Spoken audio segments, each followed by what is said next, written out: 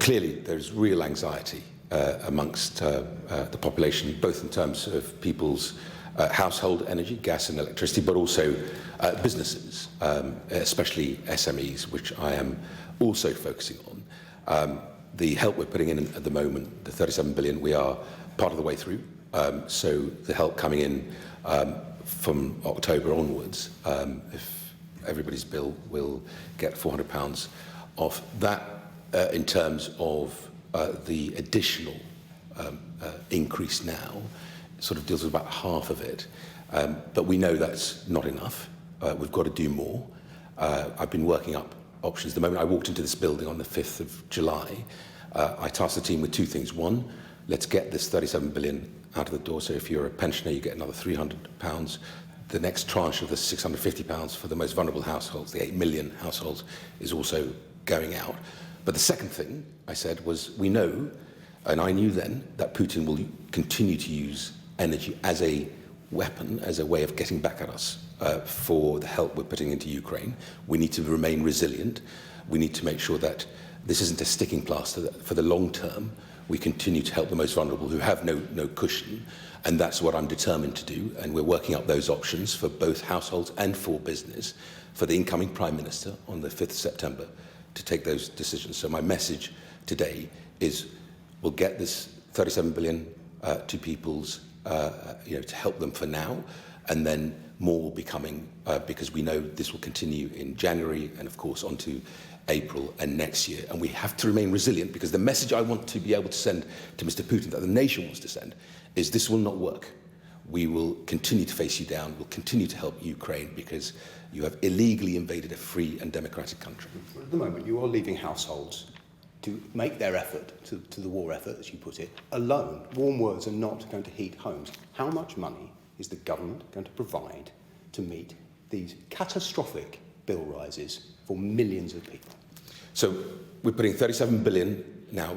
We're midway, part of the way through this now. But those figures are based on old forecasts that you've admitted are out of date. How much new money is there going to be? So let's look at from October to December. The £400 that we're providing every household on their bills will effectively meet about half of that increase that was announced today.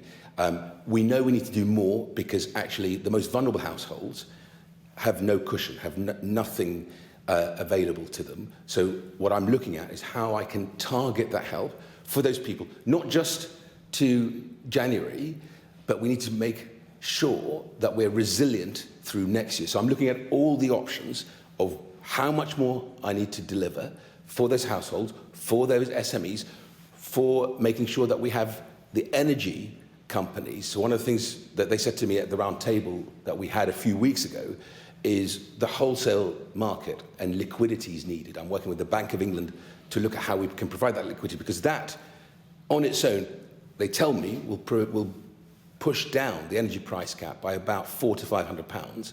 So we're looking at all those options. They'll be ready by the 5th of September for the incoming Prime Minister to make those choices.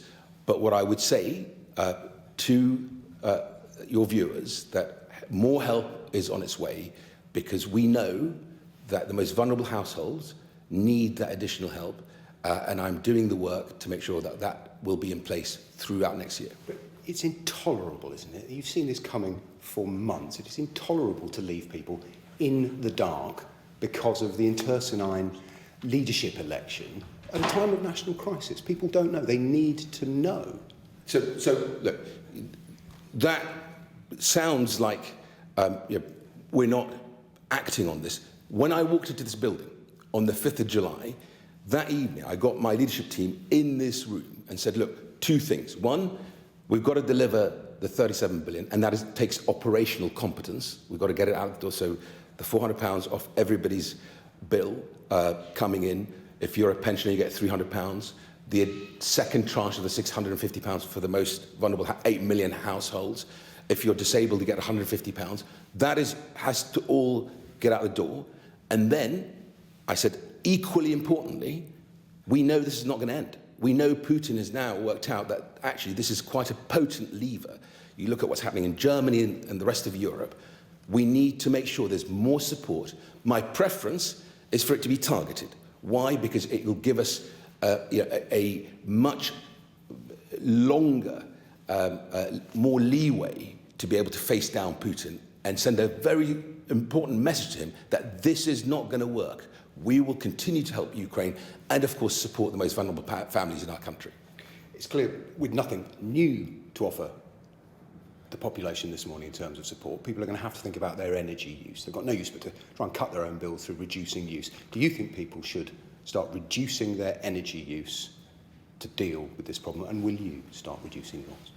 So the energy companies, which we've been working closely with, these are the people who are delivering your electricity, your gas to your home, have already started emailing and writing to households to explain the energy price cap in October. Working with them and the regulator, they're already actually asking people if they think they need more help, that they should contact them, especially the most vulnerable families in our country. And we're looking at what more we can do, especially those on prepayment meters who are really vulnerable at this period. And the reality is that we should all look at our energy consumption. It is a difficult time. There is war on our continent. Very few people anticipated war. Wars happen in far-flung places. It is now here with us. We have to remain resilient. My responsibility is to deliver that help, that £400 that's coming, all the other help that I've just talked you through. But then also, equally important, is I make sure there's more help for those families, for those businesses throughout next year, because this thing is not going away. We have to continue to support Ukraine, and we are determined to face down Putin. And part of that is helping those vulnerable families. You mentioned the war. The Foreign Secretary appears not to know whether the President of France, a NATO ally, is a friend or foe. Is that appropriate language for a Foreign Secretary, let alone a potential Prime Minister? Well, it was clearly said as a light-hearted comment with a touch of humour. I think, it's stating the obvious that France is one of our closest strategic allies in defence and security. Of course, in our effort to face down Putin in his illegal invasion of a free and democratic country in Ukraine, the thing that I actually took away from it, and where I think Liz was absolutely right, we like people to judge us on our actions, on our deeds, not words. And I think it's right that we also hold our allies to that very high standard. Do you know if he's an enemy or a friend?